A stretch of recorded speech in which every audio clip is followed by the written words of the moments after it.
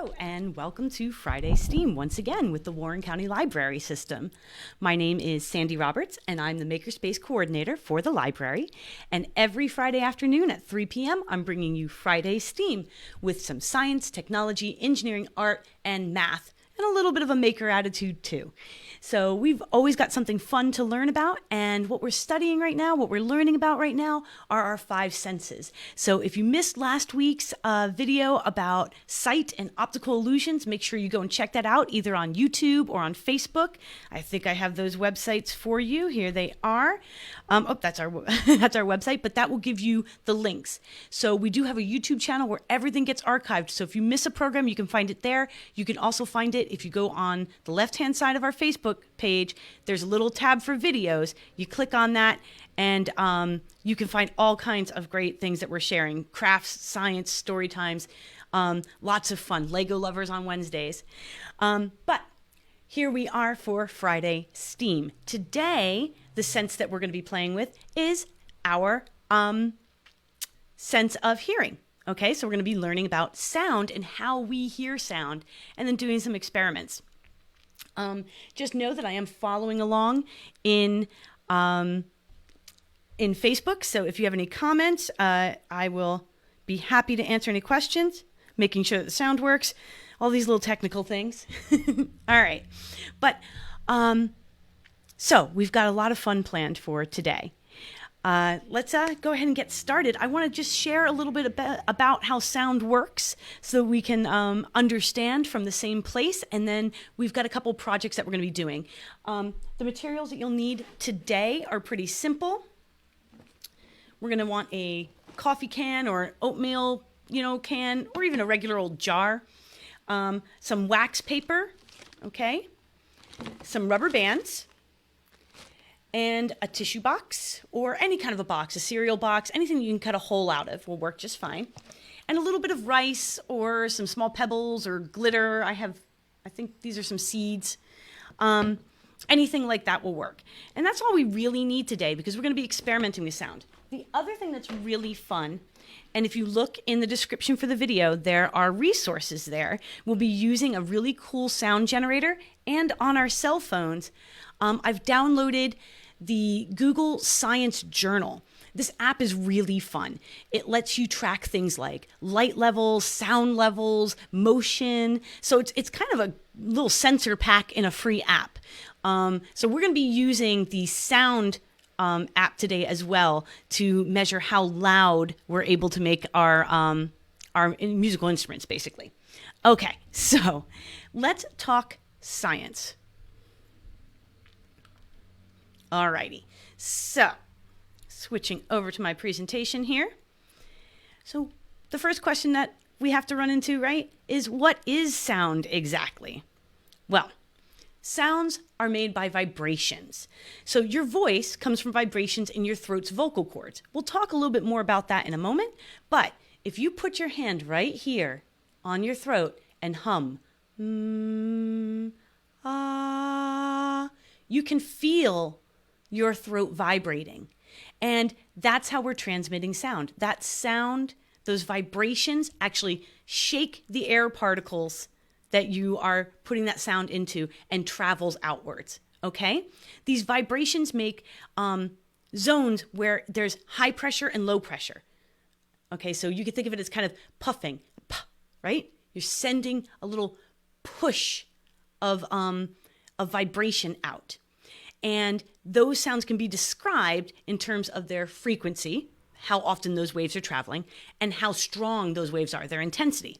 So if you see our little graphic here, here's your vibrating object, in this case, the vocal cords in our throat, and it's vibrating the air molecules, sending these little waves, these little pulses of pressure until it reaches your ear. So that's the basics of how sound works. It's important to notice that what sound is traveling through will affect the sound a lot.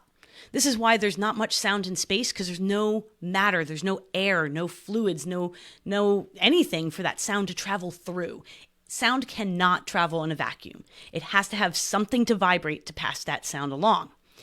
And the density of the material it's traveling through will affect the sound. Density is basically how much mass you fit into a volume. So things like water are much more dense than air, and things like, your desk or your or solid things are even more dense than water. So sound travels differently through all of those items. And we're going to talk a little bit about that because it's important to how our hearing actually works. Okay. Some things we need to know about sound. First off, waves.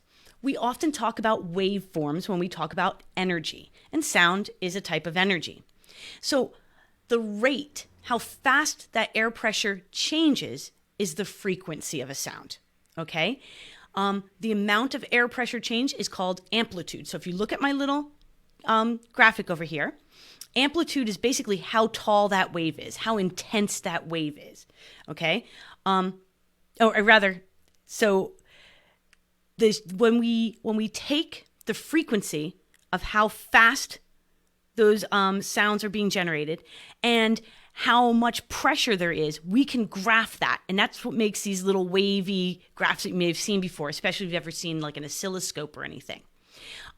So we talk about the wavelength, which is the space from a trough to a trough, okay, the bottom most point of a wave. And the amplitude is from baseline, which would be nothing, no sound, to the top of that wave.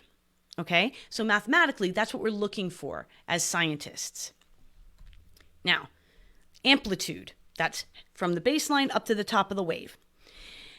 The intensity of the sound, it depends on how much energy is being put into that vibration. So I can talk really softly like this and not put a lot of energy into it.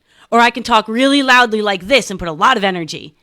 More intensity means a louder sound. We measure that in decibels, okay? Basically, decibels start at 0, which is the lowest sound that a human can hear. Normal talking is about 60 decibels. The higher it goes, the more likely it is to actually damage your ear. And we're going to talk about all the little pieces in there that can be hurt by really loud sounds and why we want to protect our hearing so we don't damage our ability to hear all the wonderful sounds in the world if we can avoid that. So I want to show you this really cool free online tool. And it's from the National Science Foundation. They have a project called Listening to Waves. And it actually has an oscilloscope and a sound generator and some other really cool tools, a signal generator, that lets you actually play with and visualize sound. Okay? So let's go ahead and switch to, the signal generator. Here we go. Making sure everything is working. Hoping this works. I'm trying something new today. All right. So what we have here is we have the ability to change the amplitude, the loudness, and the frequency of our wave. So I'm just going to pick one frequency. We're not going to vary that right now, but we're going to change the amplitude.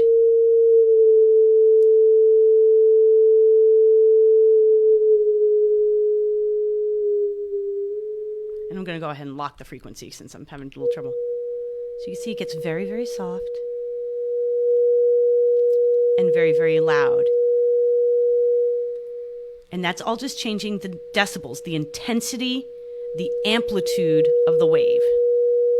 So that's the first quality of sound that we need to be aware of. Now, there is another quality that's important. I keep hitting the wrong button. And that is frequency, how often those sounds are generated. So frequency will adjust what we call the pitch or the tone. So you can see here in our little graphic, when waves are coming less frequently, more slowly, you get a lower pitch. When they're coming more frequently, you get a higher pitch. This is measured in hertz. We can hear from about 20 hertz up to about 20,000 hertz. And again, too high, we can't hear it. Certain animals, though, like dogs and cats, can hear a much wider range of sounds than we can.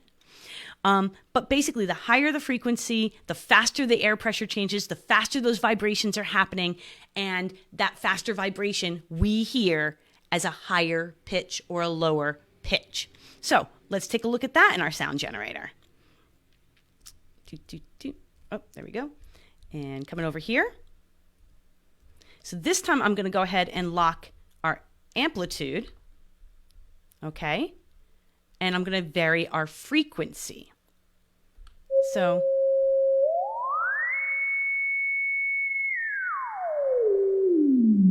you can see that really wide wave versus a very, frequent wave. It's going to be much higher pitch than when it's spread out. And I mean, down here, can't really hear it too well. Okay? Now, you can, of course, with this tool, have fun and vary both at the same time.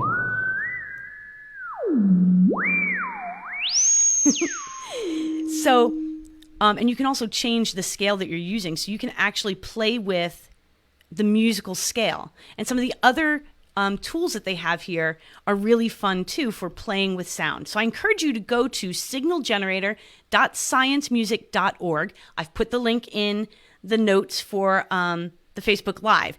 Go play with it, okay? Because I think it really helps you visualize how sound works. Now,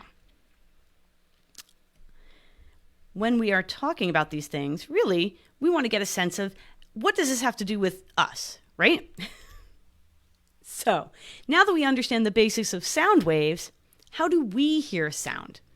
Well, our voice box, okay, that part that you can feel vibrating in your throat, that is also called the larynx physiologically, okay, and it's a small hollow tube of cartilage. Cartilage is the stuff that like your ears and the tip of your nose are made out of, okay, so it's not bone, but it's harder than like squishy organs and skin. It sits right on top of our windpipe, okay, which is further down and goes to our lungs. And it's anchored to bone that's connected to our tongue, okay? So you can kind of see the picture here. Here's your larynx, okay? And then your windpipe is your trachea. And there's small bones here that connect all the way up to your tongue. The most powerful muscle in your body, by the way. You use it the most. It contains these little pieces of like stretchy elastic tissue. The same kind of thing that you have in like your ankle and your elbows to help them be able to move these joints. Same type of material. There are vocal cords. Okay? As these are pulled together or apart, the air that we naturally breathe out crosses those vocal cords, and as they do, they vibrate the vocal cords. And depending on how stretched those vocal cords are, changes the pitch and the sound that we create. Now, some of this also has to do with how the sound resonates in the empty parts of your skull. Believe it or not, you've got a lot of empty space in this skull.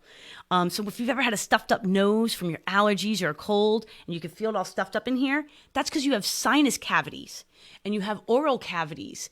And that space helps the sound resonate and amplify so that we can make a louder sound to others. Our tongue also has a lot to do with our ability to form different sounds. If you've ever really sat and thought about how your tongue kind of works, if you try to hold your tongue still, you can't really make a sound, right? So your tongue shapes the sound, and the pitch of the sound comes from your larynx. So you can play with this a little bit, right? You can actually feel that difference, and I encourage you to try that out. Now, how do we hear sound? Well, our outer ear kind of works as a funnel, and it collects sound. Then it travels through the ear canal, which directs that sound further, okay? And it finally reaches our eardrum. And we're going to experiment a little bit with this. It's a very sensitive, thin sheet of like, not cartilage, like tissue that vibrates when the sound hits it, okay? And it's really important you protect that eardrum.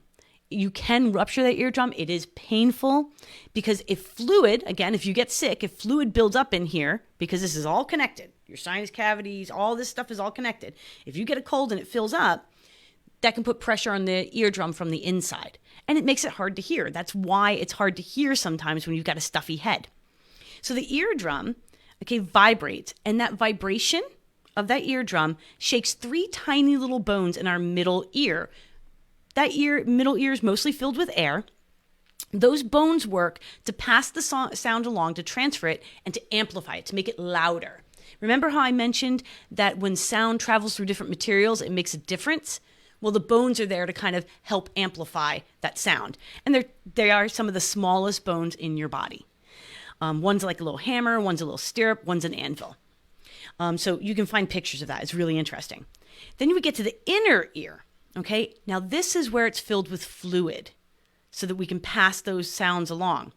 The cochlea is this cool looking organ here. Kind of looks a little bit like a snail, but it's filled with fluid and it has these tiny hairs.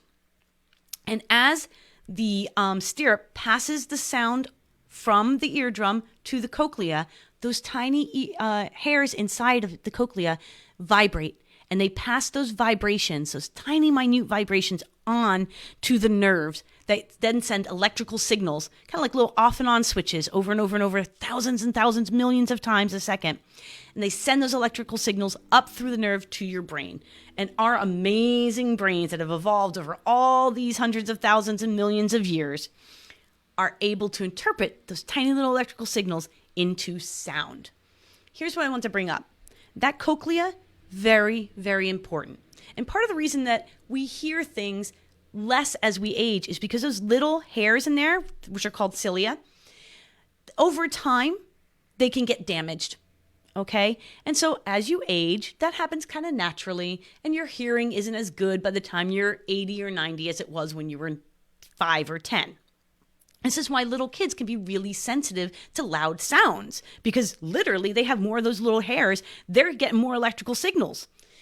Here's the thing. If you listen to loud music or loud sounds, if you do lots of construction, you need to protect your hearing, because those loud, intense vibrations, right? Intensity, amplitude, can actually damage those hairs. They can actually shake them right out. So if you're ever doing anything like that, make sure that you're wearing earplugs, make sure that you're wearing headphones, protect your hearing, because you can't regrow those little hairs. Once they're gone, they're gone. Okay? So that's how sound actually works from both the science perspective to the biological. Okay?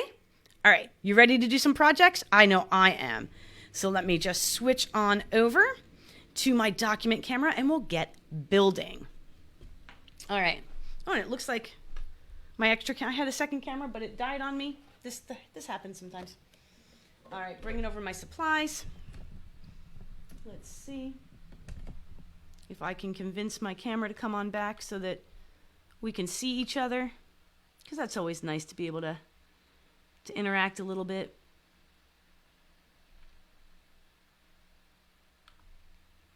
No, it's not gonna. These things happen. Are we working here? No, we froze. 1 second, guys. I am so sorry that we are having a little bit of a technical detail here. We're just gonna switch our views and hopefully, are we working now? There we go. Okay. Oh, all this fun.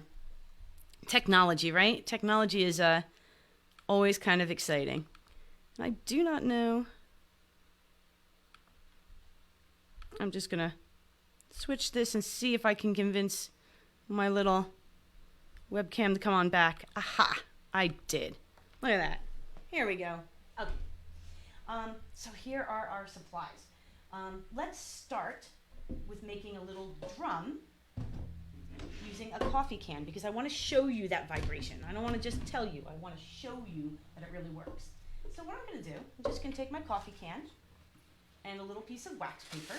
Now, one thing that you can do if you're feeling like a scientist today is you can try different materials. Plastic wrap, aluminum foil, fabric, paper, wax paper, whatever you've got around the house. Try lots of different things to see what kinds of different sounds you get. So one way that you can test how well it works is I'm gonna bring up my Google Science Journal, which I have installed on my phone. And as you can see, it has a bunch of different things that you can do. And I'm just gonna, here's my little, oh, there it is. Sync failed, I don't care. Why is it, sorry guys. Allow, it's just being weird. Idiot. I'm trying to get the little plus sign here. Oh, sorry. See, like I said, technology. All right, here we go. So this will measure the sound intensity, okay? So I'm kind of talking, remember I said about 60 decibels is normal for a speech? I can get really, really loud, really, really soft, and you can actually see that graph.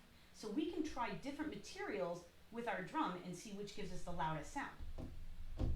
We're also going to put a couple of these little seeds on here so that you can actually see the vibrations, okay? Here we go, ready? You see how, I forgot to move my microphone, so this will be better. You can see how the vibration of the seeds coordinates with my taps. Now let's see with our thing. And I wonder how I can make that sound louder. For example, if I put the plastic back on, do I get a louder sound?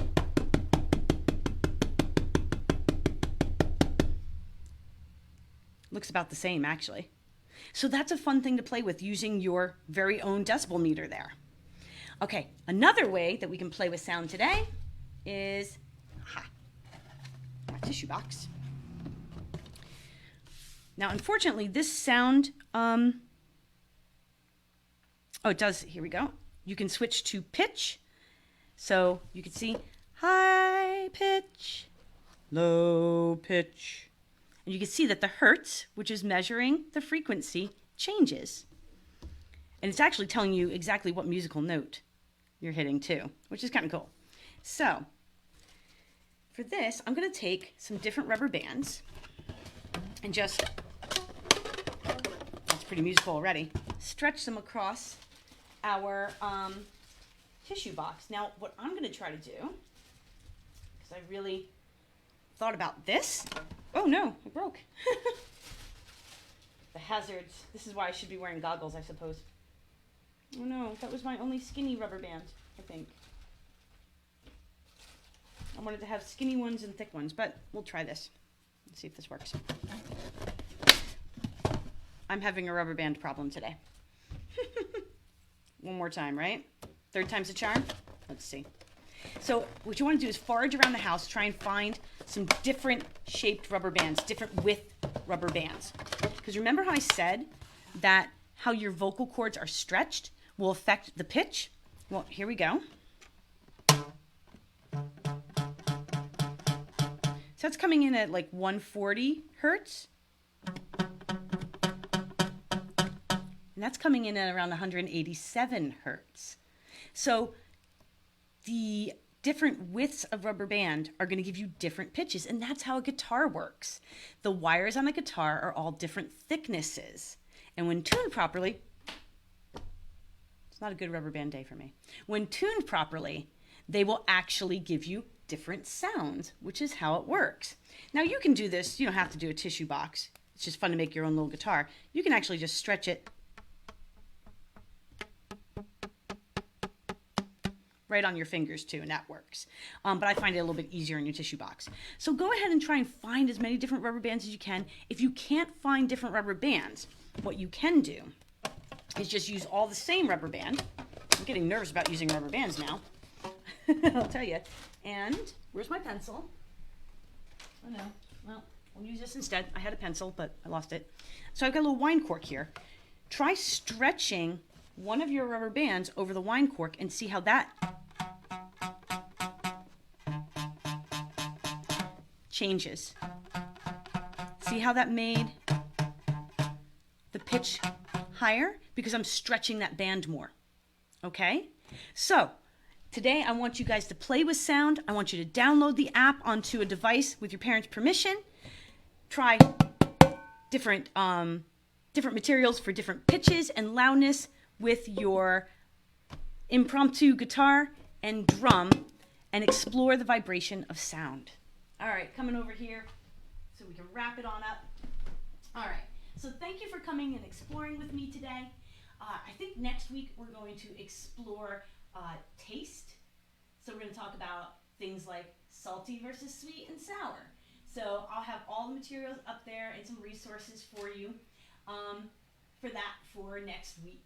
In the meantime, please make sure you come on back for things like Upcycle Maker Club on Mondays, Lego Club on Wednesdays, and I have a meetup every Wednesday at 1:30. It's a lunch bunch. So if you have any questions about the things that we're doing, or you've built something, or you just want to hang out with others that like to make things, that's a great good place to be able to come, hang out on Zoom, chill out a little bit, have some lunch together, and talk all kinds of cool science. I also want you to know that we have a safe and secure Padlet. So the website is there, padlet.com, WCL Makers. And that is a place where you can share your projects. I've got an Hour of Code board. I've got a Maker Monday board. I've got a Friday Steam board. I've all kinds of stuff. So I've got a Lego board, and basically it's a digital wall that you can put your creations, see other people's things, like them, comment, ask questions from one another. And parents, it's safe, it's moderated. Okay, you have to have the link to get to it, and I am always there checking so nothing gets through that shouldn't be up there. Okay, so that's a great place to be able to share your creations and build community. All right, I am Sandy Roberts for the Warren County Library System. I am so thankful to get to spend a little bit of time with you today on this Friday. I hope that you enjoy your weekend. I hope that you go out there and do some fun science and explore and see what makes the best drum, what makes the best tissue box guitar, and learn a little bit about frequency and amplitude and intensity and all the fun ways that sound are something that we as humans love. Okay, stay safe, stay healthy, and I will see you again very soon.